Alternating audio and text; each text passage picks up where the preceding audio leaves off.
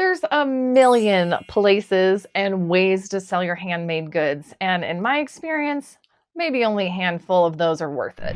I've seen some things, man. Sold some stuff. If you want to sell online or in person and actually make some money without wasting all your time pointlessly experimenting, then this is for you. We are going to battle the main ways of selling handmade products against each other to determine who is the victor and who will make you the most money, because really that's what's important. Let's start with the lesser known fringe sites like Go Imagine, Bonanza, Folksy, Coffee, and all those little guys. Now, we all start somewhere, and some of these have been around for a long time. One pro is that some are cheap or even free to get started, but you have to actively direct people to the site.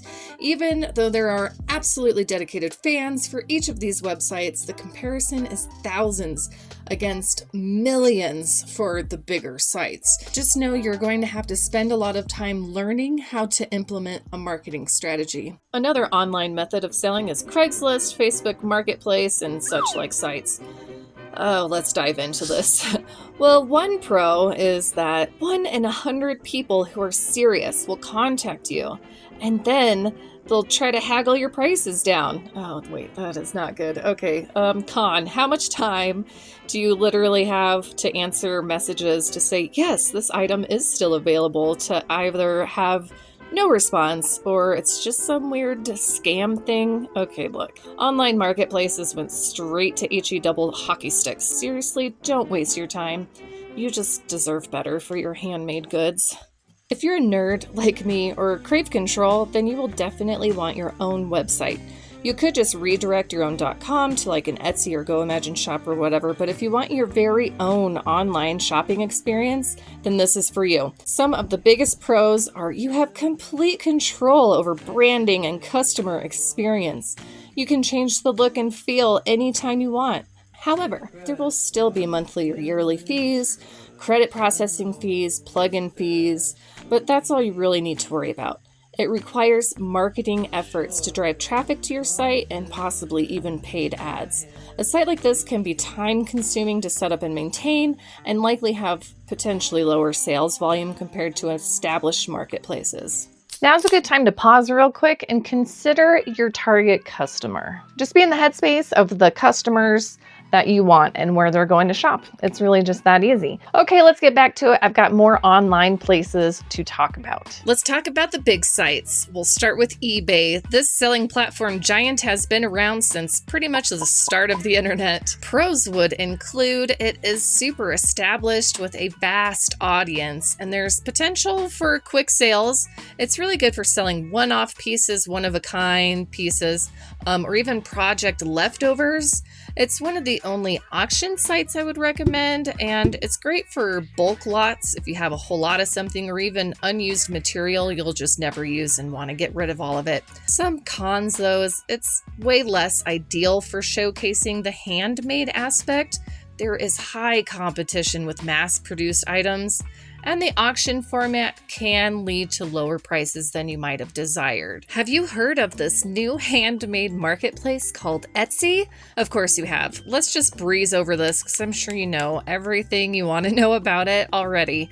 Some of the pros include there is a strong community of crafters and handmade enthusiasts. The buyers are generally looking for handcrafted and personalized items. Cons are it is super competitive anymore. Fees are a bit high and likely to get higher as time goes by, and it's quite saturated in some product categories. Benefits to the overall cost do include algorithms and search functions that could introduce new customers to your products without you having to lift a finger. The barrier to entry is relatively simple. The seller interface is fairly intuitive and straightforward. However, it will cost a bit to get listings up. Next up is Amazon Handmade. Pros definitely include there is a massive audience reach, brand recognition, and trust from Amazon, and optional fulfillment by Amazon called FBA. We'll get into that in another video someday. Cons include there's wicked high competition, the fees can be higher for handmade goods, or any other website that I've ever found. The focus might be more on price over handcrafted quality for customers. However, benefits include the seller's reach to a gajillion people. The barrier to entry is hard as hell. You need to open an Amazon store and then apply to be part of Amazon Handmade. It took me 2 tries back in the day. The fees are the highest, but the reach is the highest. If your margins are pretty tight, put Amazon Handmade on the shelf. Consider it again when you are ready to scale. 0% beginner friendly. Now it's time to leave the house and get up close and personal. Selling in person is one of my favorite things. Let's start with craft shows, church events, and little things like that. A big pro is it can be super cheap or even free to get a table to sell your wares. The customers are there specifically to find handmade and community-centered goods. You're likely to find your perfect type of customer. However, cons, if you sell high-end handmade goods, customers might be looking for cheaper prices.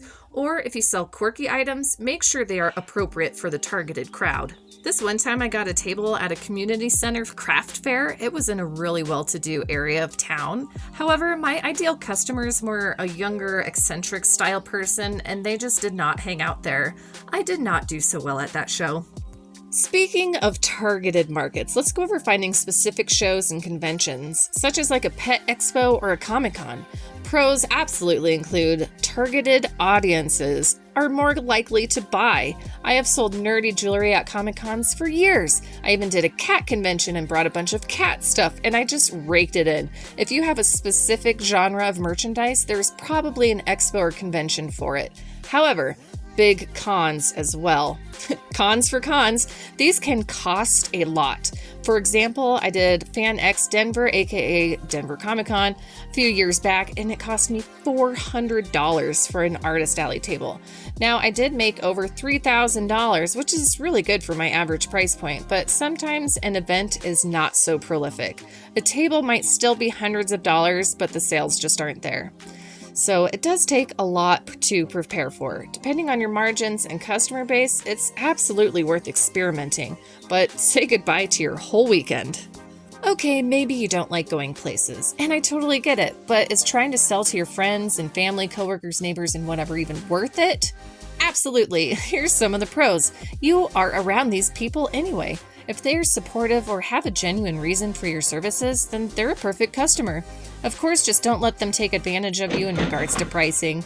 I've made tons of projects for family weddings, birthdays, business thingies, etc. As far as direct sales, I've even sent samples to other YouTubers that sparked sales in the hundreds for bulk purchases.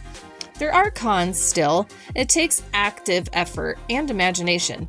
You don't have to transform into a pushy salesman, but you do need to spark your people's imagination with examples or giving out samples. My very first customers were actually from the restaurant I used to work at. My 10-year journey of being my own boss selling handmade laser cut crafts has had its ups and downs, and you can check out my whole story here.